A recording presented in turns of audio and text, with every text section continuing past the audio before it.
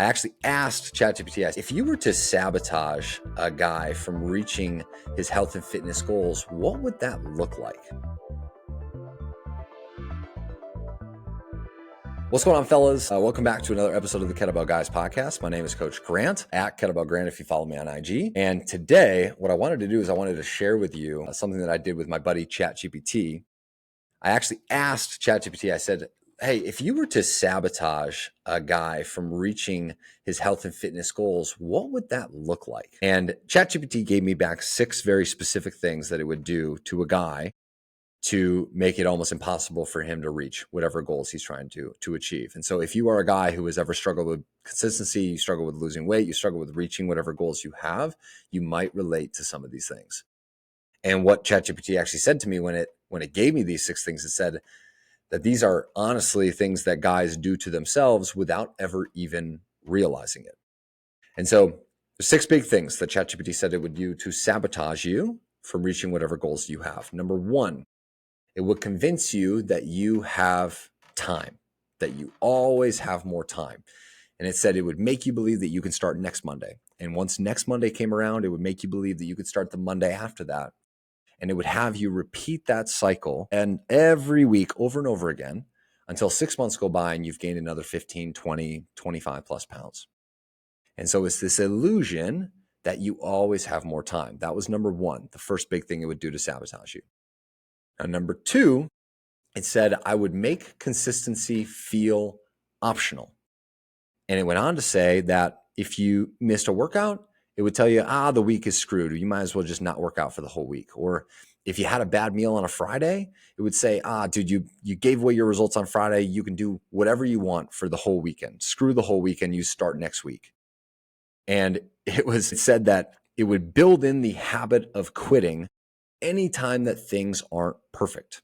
It would give you this all or nothing mindset. And it would slowly poison you with that mindset week in and week out. So number 1, it would make you feel like you always have time. And number 2, whenever you fall off track even a little bit, it would throw you off the wheels. You go off the rails, and one bad meal would turn into a full week. All right. So that's the 2 big things. Now, number 3, it said I would normalize low standards. I would normalize low standards. So it said I would put you around guys who joke about being out of shape. I would surround him with other guys who think that dad bods are fine, or who think that being disciplined is toxic, or who may actively make fun of people who are consistent when it comes to their health. And some of you guys know that. Some of you guys have friends where whenever you've started workouts, they say to you, you're working out again? You're on this workout kick again? And they make you feel bad about wanting to take care of yourself. And so that's the 3rd big thing that ChatGPT told me, is that I would surround you with guys with low standards. Okay, so just to recap, number 1, make you feel like you have time. Number 2, basically make the all or nothing mindset permanent. And number 3, I would surround you with guys who have low standards when it comes to their health. Number 4 was I would distract you with optimization. I would get you obsessed with supplements, gadgets, fitness influencers, YouTube, and let you confuse research with results, basically to keep you thinking about doing something, but never actually doing. And it was funny, we had a client once who said that he used to always buy the Men's Health Fitness magazine. He used to always buy the magazine every month, and it'd have 1,000 different things you can do for, to get a 6-pack, but he would never actually do anything. But it was always this dopamine hit of buying the magazine that he felt good about himself, but that magazine would sit on, his nightstand or his coffee table, and he would never actually do anything. And I think that's probably replaced with doom scrolling social media, especially when it comes to fitness. How many of you guys will scroll Instagram or scroll YouTube and see all these different workouts, but have paralysis by analysis and never actually do or commit to any one thing that you find, because you just have thousands of different things to choose from? And I think the other thing it means by distract you with optimization is to always make you feel like you have to be this perfect optimized supplement regimen or this diet regimen, or your workouts have to be perfect. And if you can't execute your workouts perfectly in the week, then it's not worth doing. And that kind of starts to combine these things, right? Of not always feeling like you have more time, Number 2, making consistency feel optional, surrounding yourself with low standards and distracting yourself with optimization. Those things start to build this snowball that is the biggest sabotage snowball you could ever think of. Now, number 5 was I would tie your identity to the past. And what it said was I would lock you into old stories. Things like, oh, I've always struggled with this, or this is just how I am, or back when it used to be easier back when I was in college or I was in my 20s, and there's just no way that I could, I could do that now. And make you believe that you can never change or that your best days are behind you. Tying your identity to the past of like, oh, the good old days, it was easy to be in shape then, but now because I'm busy with work and I have kids and I have little time, it's just not in the cards for me. But I used to be, way back when, tying your identity to the past. All right, so that was number 4, I believe. We got convinced you that you have time, make consistency feel optional, surround you with low standards, distract you with optimization, tying your identity to the past. That was number 5. And number 6, the final thing that ChatGPT gave me as the things that it would do to sabotage your health and fitness was to make you always wait for motivation. Always wait for that perfect time. It would train you to wait until you feel ready and never to act unless conditions are perfect. And I would keep you stuck waiting for a spark that ultimately it never comes. Because you think about it, if you are always waiting for motivation, you're waiting to feel right, you're waiting for things to be stars to align, you feel great about doing this. But when was the first time that you thought that? If you're in your 40s right now, if you're in your late 30s, 40s, 50s, when was the first time that you thought about how you need motivation or how you wish you had more motivation? Was it in your 20s? Was it in your late 20s, your early 30s? So has it been a year? Has it been 5 years? Has it been 10 years that you've been waiting for that magical spark? That thing that's going to spark you to get going, and then you're never going to have to worry about your, desire to show up and do the work ever again? You already know that it doesn't exist. You already know deep down that this just doesn't exist. And that procrastination, that waiting for that spark, that waiting to feel ready is usually just something that keeps you from having to face the uncomfortable truth that you got a lot of work to do, that you got serious pounds to lose.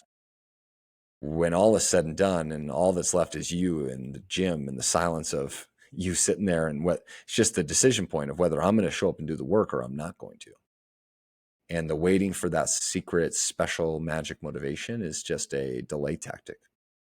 And so those are the 6 big things that if ChatGPT were to sabotage you from reaching your health and fitness, those are the 6 big things. Number 1, it would convince you that you have time. Number 2, it would make consistency feel optional. You live by the all or nothing mindset.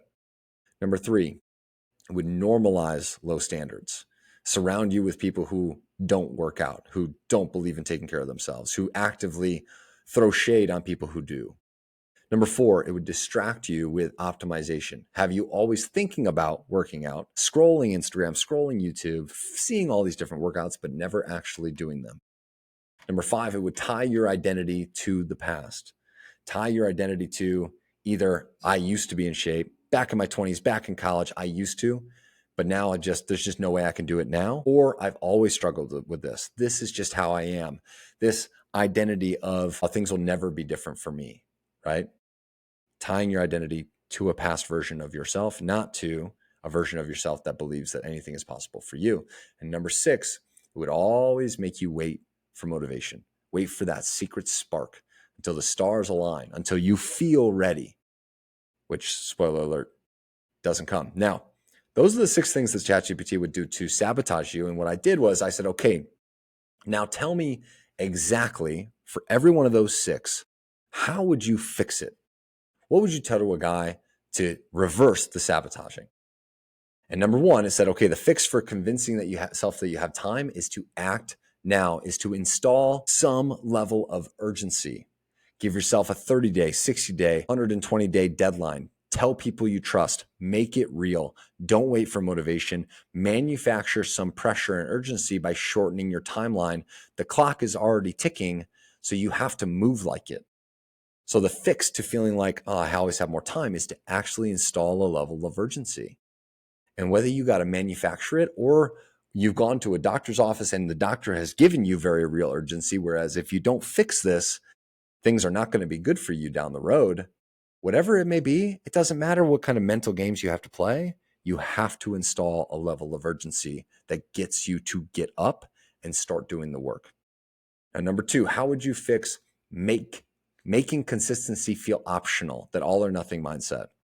It said I would standardize the bounce back. I would drop any need for perfection. I mess up, cool, no worries. I don't have to start over. I just have to get back on track with my next decision. Discipline has nothing to do with not messing up. It has nothing to do with perfection. It has everything to do with how fast you can course correct. It has everything to do with stacking imperfect weeks on top of each other, week after week after week, until you can look back at 52 straight weeks. And you see this when guys look at weight charts. You see that the weight sometimes goes up and then it goes down. Sometimes it goes up and then it goes down. But if you look at it over the course of a year, ultimately the trend of that weight chart goes down. That's the grand scheme of it, from 280, 270, 260 down to 220, just as an example. And so you have to standardize and normalize that, like, things are not going to be perfect. That's the point. The point is imperfect execution over and over again. Now, number 3, how would you fix surrounding yourself with low standards? Oh boy. I would upgrade your environment. I would audit your circle. Are the people around you raising the bar, or are they justifying staying average? I would get around men who are striving. I would hire a coach. I would join a group where your excuses don't fly. And I think what this also means is the people who are the closest to you, I would add to this. I would tell them, be honest with them, that you want to raise your standard. And that means your partner, that means your friends, that means your family, that means the people you see consistently. They need to know that your standard is raising, that you are going to get healthier, that you are going to lose weight, that this is now a different lifestyle for you. And you need to tell them as many times as they need to hear it until it becomes very real for them, where it's just normal that you act a certain way. Because the second that you can get everyone in your life, in your circle, on the same page with your level of commitment to your health, the easier it's going to be for you.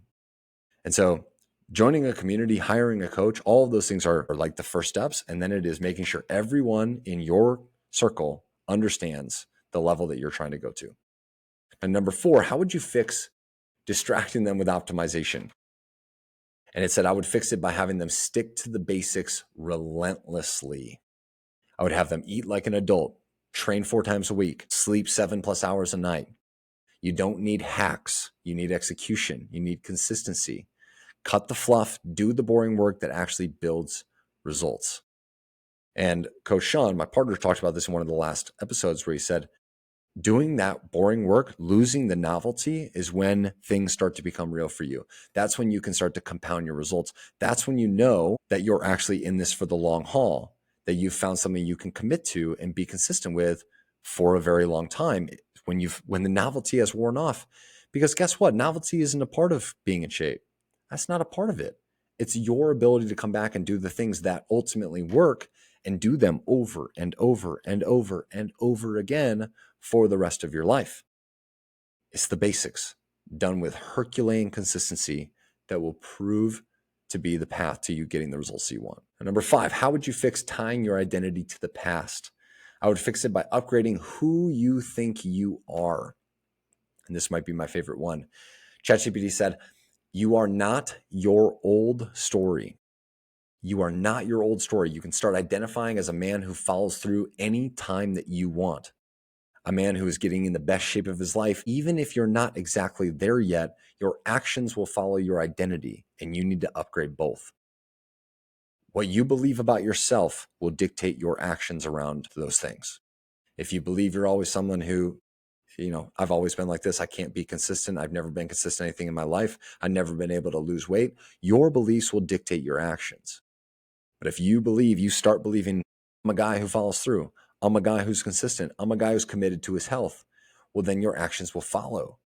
And that's why it's so important for every day for you to be reinstating those beliefs and reprogramming your brain and your frequency with the energy that you want to become, with the man that you go be the person that you want to become, and your actions will follow. And number 6, the fix for waiting for motivation.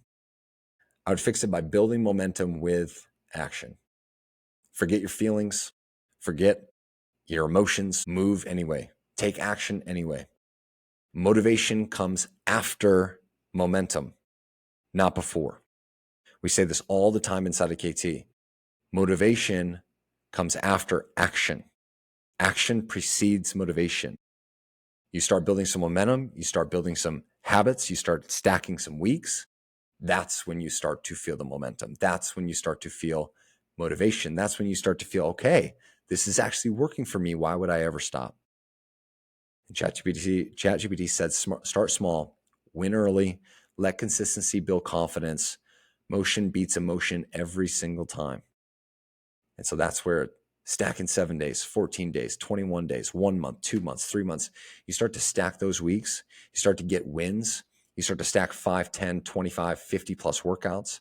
You start to see the weight moving on the graph. Once you start taking action, your motivation will naturally build. And eventually you'll get to a point where motivation doesn't matter. You won't have any emotions around it. It will just be so normal to you of how you take care of yourself that you won't need any sort of motivation to do it. Same way right now, you don't need motivation to brush your teeth. You don't need motivation around that. Just because you've done it every day, or maybe almost every day, since you can remember being a kid. And it's the same thing for your health. It's the same thing for your workouts, for your nutrition, the stuff that you feel so resistant against right now. You start doing that stuff, you start taking little actions, small wins, stacking days, stacking weeks on top of one another. Before you know it, it'll be normal. It'll be just what you do. And you won't have to think about it. And you won't have to have motivation around it, because it will be who you are. And so those are the 6 fixes. And so if you are a guy who feels like he struggles with being consistent, I would highly recommend you stare each one of these 6 directly in the mirror. Stare each of these things down. The thought process that you always have time. The thought process that you have consistency feels optional. You've been all or nothing. The thought process that you maybe are surrounded by people with low standards when it comes to their health, or you've been distracted by optimizing. You've always been researching and never doing. You've been tied to your past. Your identity is someone that you used to be. Your identity is someone that identifies with struggling around this stuff. Or if you've always waited for motivation, you've always been waiting for that perfect time, wait for that time when you feel right. I would encourage you, I would challenge you to stare each of those in the mirror, directly in the mirror, stare them down and say, nah, I'm going to fix these. I'm not going to sabotage myself anymore. I'm not going to let these little things get in the way of me being the man that I want to be. And I think that if you do that and you have that real honest conversation with yourself, and then you go down the road of knocking these things down one by one, fixing these things one by one, boy, you will unlock a life that, to me, it's a quality of life that cannot be heard. Like you can't understand it just by thinking about it. Same way you can't understand being in shape by researching, 1,000 different influencers on Instagram. You still don't know what it feels like. It can only be felt. It can only be understood when you live it. But boy, if you have the courage to stare down those 6 things and knock them down one by one and start stacking weeks in the direction that you want to stack them, boy, you will unlock a life that is so damn enjoyable and so full of just love and happiness and freedom to be able to do what you want, when you want, for as long as you want. And that's that's what we push guys to at KT. That's why we do what we do here. So if you're a guy who's looking for a program, looking for a solution, looking to hire a coach, looking to knock down all 6 of these things at one time, you can always check us out. Go to www.kettlebelltransformation.co. Follow me on Instagram. Follow Coach Sean on Instagram at Kettlebell Sean, at Kettlebell Grant. You'll find plenty of things. Follow us on YouTube at the Kettlebell Guys. You can find lots of stuff about our program and how we knock this stuff down for our guys. But no matter what, if your guy's struggling with this stuff, it is worth it to attack it. And that's the message I hope you get today. So Quit sabotaging yourself. Tell ChatGPT to kick rocks and start taking control of your health one day at a time. See you guys in the next episode.